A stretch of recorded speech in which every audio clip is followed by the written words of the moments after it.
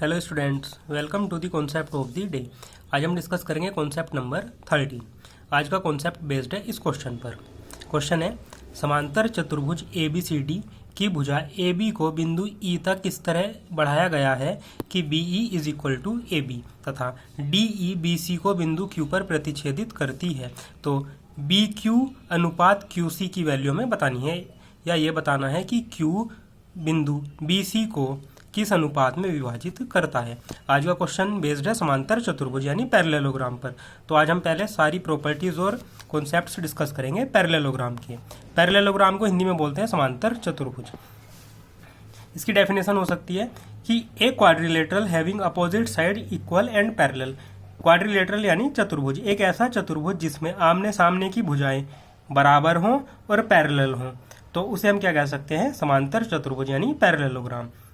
ये फिगर बनी हुई है ABCD, ये एक पैरेललोग्राम है।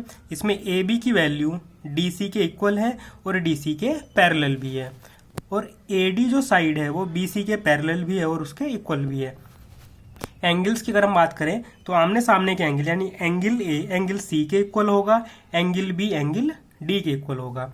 क्योंकि AB DC के पैरेलल है तो एडजेसेंट एंगल यानी एंगल A एंगल D की वैल्यू दोनों का सम 180 डिग्री के इक्वल होगा, और इसी तरह angle B plus angle C दोनों का सम 180 के इक्वल होगा।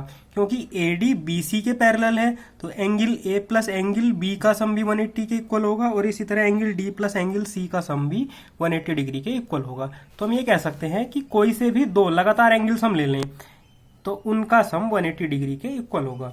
ये sum of any two consecutive angles is 180 degree. Angle A plus angle B is equal to angle B plus angle C is equal to angle C plus angle D is equal to angle D plus angle A is equal to 180 degree. आगे अगर हम diagonals की बात करें तो AB DC के parallel है और इक्वल है, और AD BC के पैरेलल है और इक्वल है। क्योंकि ना तो इनके बीच का एंगल 90 डिग्री है, ना ही चारों साइड्स इक्वल है, तो सिर्फ डायगोनल्स एक दूसरे को बाइसेक्ट करेंगे, ना तो ये 90 डिग्री पर बाइसेक्ट करेंगे और ना ही डायगोनल्स की लेंथ इक्वल होगी।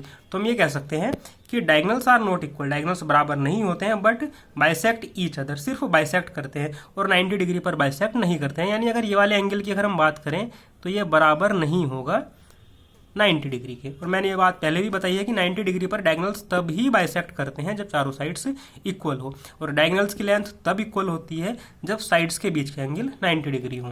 तो हम कह सकते हैं कि AC is not equal to BD, लेकिन क्योंकि ये बाइसेक्ट करते हैं तो OA is equal to OC and OB is equal to OD। आगे क्वाड्रिलेटरल की प्रॉपर्टी होती है कि डायगोनल्स के स्क्वायर का सम बराबर होता है साइड्स के स्क्वायर के सम के, लेकिन पैरेललोग्राम में आमने सामने की साइड इक्वल होती हैं। AB DC के बराबर होगी और AD BC के बराबर। तो हम ये कह सकते हैं कि AC square plus BD square यानी डायगोनल्स के स्क्वायर का sum is equal to twice of AB square plus BC square. यहाँ पर AB और BC दो एडजेसेंट साइड्स हैं, यानी पैरेललोग्राम में दो एडजेसेंट साइड्स के स्क्वायर का सम का ट्वाइस उनके डायगोनल्स के स्क्वायर के सम के इक्वल होता है। अगर हम पेरीमीटर की बात करें तो पेरीमीटर होता है 2 इंटू A प्लस B, जहाँ पर एक साइड की लेंथ हमने A मान रखी है और दूसरी साइड की लेंथ को B मान रखा है।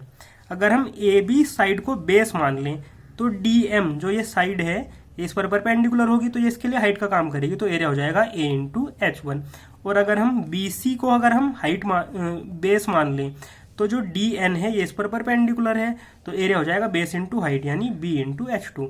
तो जो पैरेललोग्राम का एरिया होता है वो होता है बेस इंटू हाइट। तो अगर A को बेस मानेंगे तो A इंटू H1 और B को बेस मानेंगे तो B इंटू H2। क्योंकि A बड़ी साइड है तो H1 जो हाइट होगी ये छोटी हाइट होगी, और B छोटी साइड है तो H2 हाइट H1 से बड़ी होगी। तो A अपॉन B का ratio is equal to H2 upon H1, यानी A अपॉन B का रेशियो हाइट के रेशियो का उल्टा होता है। अगर A और B साइड के बीच का एंगल थीटा है तो एरिया हो जाएगा AB इंटू साइन थीटा। ये एरिया हमने ट्राइंगल से कैलकुलेट करा है, क्योंकि ट्राइंगल का एरिया होता है हाफ AB साइन थीटा, और पैरेललोग्राम दो कॉन्ग्रुएंट ट्राइंगल से मिलकर बना हुआ होता है। तो पैरेललोग्राम का एरिया हो जाएगा AB sine theta, where theta is the angle between A and B sides. अगर हम पैरेललोग्राम के डायगोनल्स की लेंथ को d1 और d2 मानते हैं और इन डायगोनल्स के बीच का एंगल थीटा मान लें, तो एरिया होता है half into d1 into d2 into sine theta. Rhombus में हमने ये पढ़ा था कि एरिया का फॉर्मूला होता है हाफ d1 इंटू d2, क्योंकि वहाँ पर डायगोनल्स के बीच का एंगल 90 था और साइन 90 की वैल्यू होती है 1, तो हम वहाँ पर डायरेक्ट अप्लाई कर रहे थे half into d1 into d2। लेकिन अगर किसी भी क्वाड्रिलेटरल की हम बात करें तो उसमें फॉर्मूला ये अप्लाई कर सकते हैं हम half into d1 into d2 into sine theta. अगर BOC की वैल्यू थीटा है तो COD की वैल्यू हो जाएगी 180 माइनस थीटा, क्योंकि ये दोनों एंगल लीनियर पेयर हैं और इन एंगल्स का सम होता है 180। तो अगर एक एंगल थीटा है तो दूसरा हो जाएगा 180 माइनस थीटा। आगे नेक्स्ट प्रॉपर्टी है each diagonal divides a parallelogram into two congruent triangles, यानी प्रत्येक विकर्ण समांतर चतुर्भुज को दो कॉन्ग्रुएंट ट्राइंगल्स यानी सर्वांग सम त्रिभुज में विभाजित करता है। तो इस फिगर की अगर हम बात करें तो ABC ट्राइंगल CDA के कॉन्ग्रुएंट होगा और ABD ट्राइंगल CDB के कॉन्ग्रुएंट होगा। कॉन्ग्रुएंट होने का मतलब है करस्पॉन्डिंग एंगल्स और करस्पॉन्डिंग साइड्स इक्वल होते हैं और इनका एरिया भी इक्वल होगा। Next property bisectors of the angles of a parallelogram और रेक्टेंगल फॉर्म ए रेक्टेंगल, यानी अगर हम एक पैरेललोग्राम लें और उसके एंगल बाइसेक्टर को हम आगे बढ़ाएं तो ये मिलकर जो फिगर बनाते हैं, जैसे फिगर बनी हुई है PQRS, तो ये एक रेक्टेंगल बनता है। और ये प्रॉपर्टी हमने रेक्टेंगल में भी पढ़ी थी कि रेक्टेंगल के एंगल बाइसेक्टर्स भी मिलकर एक रेक्टेंगल का निर्माण करते हैं। Next property a parallelogram inscribed in a circle is a rectangle, यानी एक सर्किल के अंदर अगर हम कोई एक पैरेललोग्राम बनाएं, वो भी इस तरह से कि पैरेललोग्राम के सभी वर्टेक्स सर्किल की सर्कमफेरेंस पर हो यानी परिधि पर, तो वो पैरेललोग्राम एक रेक्टेंगल होगा। Next a parallelogram circumscribed about a circle is a rhombus, यानी अगर एक सर्किल के चारों तरफ एक पैरेललोग्राम का हम निर्माण करें तो उस पैरेललोग्राम की सभी भुजाएं बराबर हो जाएंगी, तो वो पैरेललोग्राम एक रोम्बस हो जाएगा। नेक्स्ट ऑल रेक्टेंगल्स, सभी आयत, वर्ग और समचतुर्भुज आर पैरेललोग्राम, ये सब समांतर चतुर्भुज ही होते हैं। अब आगे नेक्स्ट प्रॉपर्टी है parallelogram ABCD and triangle ABP are on same base and between same parallel lines AB and DC, कि ABCD एक पैरेललोग्राम है जिसका बेस AB है और ABP एक ट्राइंगल है जिसका बेस भी AB है। तो ये पैरेललोग्राम और ट्राइंगल सेम बेस और सेम पैरेलल लाइंस के बीच में बने हुए हैं। बेस AB है और पैरेलल लाइंस हैं AB और DC। तो इस केस में जो ये ट्राइंगल बना हुआ है इसका एरिया इस पैरेललोग्राम के एरिया का हाफ होगा। तो हम ये कह सकते हैं कि area of triangle APB is equal to half of area of parallelogram ABCD। एक बात और याद रखनी है इसमें कि अगर सेम बेस और सेम पैरेलल लाइंस के बीच दो अलग अलग पैरेललोग्राम बने हुए हैं यानी समांतर चतुर्भुज बने हुए हैं तो उनके क्षेत्रफल का मान बराबर होता है। ट्राइंगल में तो हाफ हो जाता है, लेकिन अगर दोनों ही पैरेललोग्राम होते तो उनका एरिया इक्वल होता, तो उनका रेशियो हो जाएगा 1:1।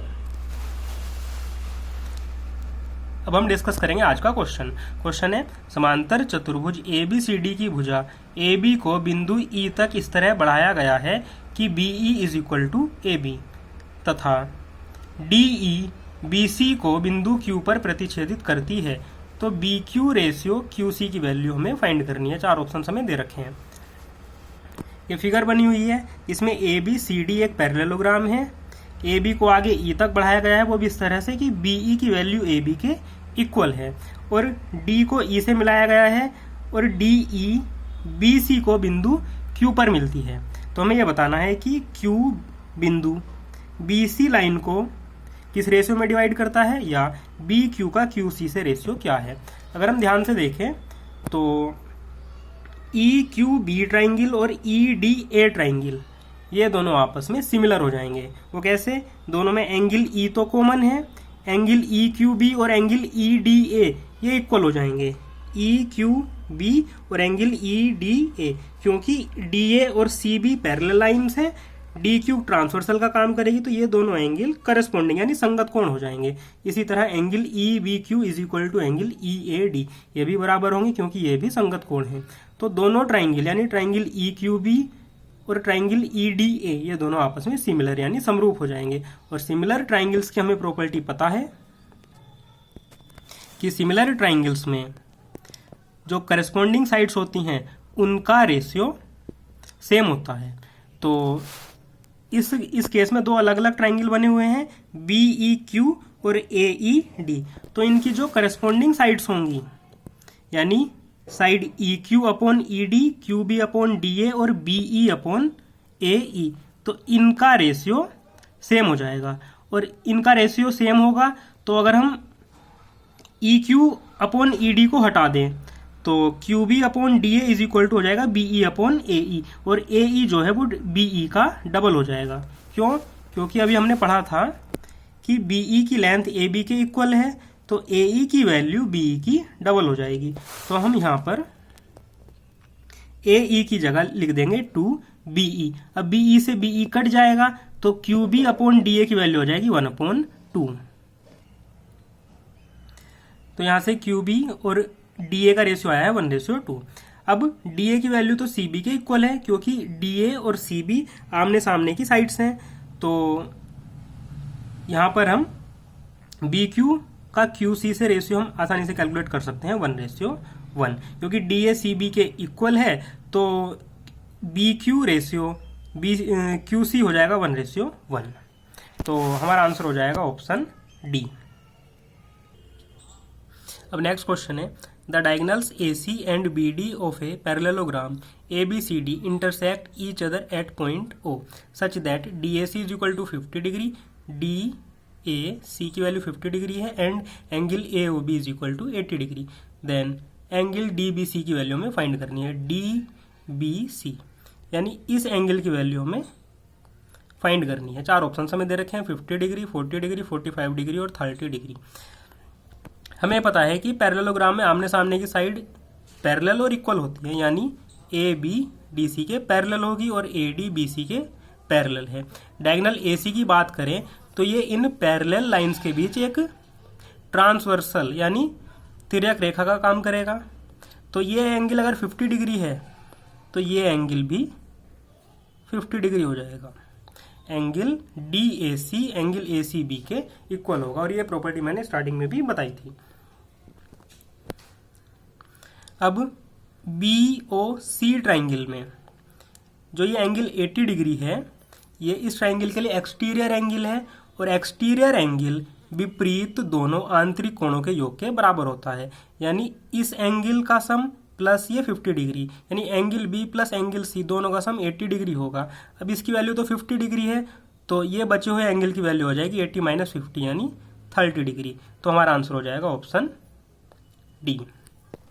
नेक्स्ट क्वेश्चन है ABCD is a parallelogram, CL is perpendicular to AD and DM is perpendicular to BA। CD की वैल्यू दे रखी है 16 यूनिट्स, DM की वैल्यू दे रखी है 12 यूनिट्स एंड CL की वैल्यू दे रखी है 15 यूनिट्स। देन AD की वैल्यू हमें फाइंड करनी है। चार ऑप्शंस दे रखे हैं, ये साइड में फिगर बनी हुई है। ABCD एक पैरेललोग्राम है, इसमें DM AB पर परपेंडिकुलर है। AB को अगर हम आगे बढ़ाएंगे तो ये DM इस पर परपेंडिकुलर हो जाएगा, और CL AD पर परपेंडिकुलर है। तो इसमें हमें तीन साइड्स दे रखी हैं, एक साइड हमें फाइंड करनी है। इसके लिए हम एरिया का फॉर्मूला अप्लाई कर सकते हैं, और एरिया के लिए मैंने ये बताया था कि एरिया का फॉर्मूला होता है बेस इनटू हाइट। अगर हम AB को बेस मान लें तो DM इसके लिए हाइट का काम करेगी। तो AB की वैल्यू CD के इक्वल होगी, और CD की वैल्यू दे रखी है 16 यूनिट्स। तो हम ये अप्लाई कर सकते हैं कि CD into MD is equal to CL into AD। क्यों? क्योंकि अगर CD को अगर हम बेस मान लें तो DM इसके लिए हाइट होगी, और अगर AD को बेस मान लें तो CL इसके लिए हाइट का काम करेगी। तो दोनों केस में हम बेस इंटू हाइट को अप्लाई कर रहे हैं। क्वेश्चन में दे रखा है कि CD की वैल्यू है 16 यूनिट्स, MD की वैल्यू 12 यूनिट्स, CL की वैल्यू 15 यूनिट्स, और AD की वैल्यू हमें फाइंड करनी है। एक इक्वेशन है, A की वैल्यू हमें फाइंड करनी है, तो आसानी से हम इसे सोल्व कर सकते हैं। 12 3 से कटेगा ये 4 बार, और 3 से ये 15 कटेगा 5 बार। तो यहाँ से AD की वैल्यू आ जाएगी 16 चौक 64, और 5 इधर AD की मल्टीप्लाई में है, दूसरी साइड जाएगा ये डिवाइड में, तो ये आ जाएगा 64/5। हम इसे डिवाइड करेंगे तो अगर 60 होता तो ये जाता 12 टाइम्स, आगे 4 भी है तो ये आ जाएगा 12.8। 8, तो आंसर आ जाएगा 12.8 यूनिट्स। तो हमारा आंसर हो जाएगा option A 12.8 units. Next question है ABCD is a parallelogram and EFG and H are the midpoints of AO, DO, CO and BO respectively। ये 4 midpoints हैं इन साइड्स के। देन ये वैल्यू हमें फाइंड करनी है EF plus FG plus GH plus HE upon AD plus DC plus CB plus BA, और 4 value हमें दे रखी हैं, 4 ऑप्शन हमें दे रखे हैं। ये फिगर बनी हुई है ABCD एक पैरेललोग्राम है, समांतर चतुर्भुज। E AO का मिड पॉइंट है, H BO का मिड पॉइंट है, G CO का मिड पॉइंट है और F DO का मिड पॉइंट है। इसमें अगर हम OAB ट्राइंगल को लें तो OAB एक ट्राइंगल है जिसकी साइड्स OA और OB के मिड पॉइंट्स E और H हैं। तो मिड पॉइंट थ्योरम या हम थेल्स थ्योरम भी कह सकते हैं कि अगर E और H इसके मिड पॉइंट हैं तो OE और EA का रेशियो वही होगा जो OH और HB का रेशियो होगा। क्योंकि E और H मिड पॉइंट्स हैं तो EH AB के पैरेलल भी होगी और AB के हाफ होगी, यानी EH की वैल्यू AB के हाफ आ जाएगी। इसी तरह HG की वैल्यू BC के हाफ हो जाएगी, GF की वैल्यू CD के हाफ हो जाएगी और FE की वैल्यू DA के हाफ हो जाएगी। तो हम ये कह सकते हैं कि EF is equal to half of AD, FG is equal to half of DC, GH is equal to half of CB और लास्ट में HE is equal to half of BA। चारों साइड्स की वैल्यू हमने calculate कर ली है। अब हमें find करनी है ये वैल्यू, तो इसमें हम वैल्यू पुट कर देंगे। तो यहां से आ जाएगा EF plus FG plus GH plus HE upon AD plus DC plus CB plus BA, ये वैल्यू हमें फाइंड करनी है। तो ऊपर वाली जो सारी वैल्यू है नीचे वाली वैल्यू के हाफ हैं, ये भी हमने ऊपर कैलकुलेट भी कर लिया है। तो ये वैल्यू हो जाएगी half of AD plus DC plus CB plus BA upon AD plus DC plus CB plus BA। तो ये पूरी वैल्यू इससे कट जाएगी और सोल्व करके हमारा आंसर आ जाएगा 1/2। तो यानी हमारा आंसर हो जाएगा ऑप्शन बी। वैसे इसके लिए हमें इतनी बड़ी कैलकुलेशन करने की भी जरूरत नहीं थी। जब हमने ये देख लिया था कि ऊपर की सारी साइड्स नीचे की सारी साइड्स की हाफ है, तो हम डायरेक्ट ही ये ऑप्शन लगा सकते थे कि ऊपर की वैल्यू नीचे की हाफ है, तो रेशियो आ जाता हमारा 1:2। अब नेक्स्ट क्वेश्चन है, इन्हें पैरेललोग्राम ABCD एक समांतर चतुर्भुज है ABCD, उसमें एंगल ए का bisector, the bisector of angle A also bisects BC at x, यानी एंगल ए का बाइसेक्टर साइड BC को भी बाइसेक्ट करता है बिंदु x पर। तो ये 4 ऑप्शंस दे रखे हैं, बताना इसमें कौन सा ऑप्शन सही होगा। AD is equal to 2AB, AD is equal to AB, AD is equal to 3AB और फोर्थ ऑप्शन है नन ऑफ दी अबव। अब कल के क्वेश्चन का आंसर, कल हमने डिस्कस किया था कॉन्सेप्ट नंबर 12 और कल के कॉन्सेप्ट का आंसर है D option 42√2 metre. Thank you so much for watching.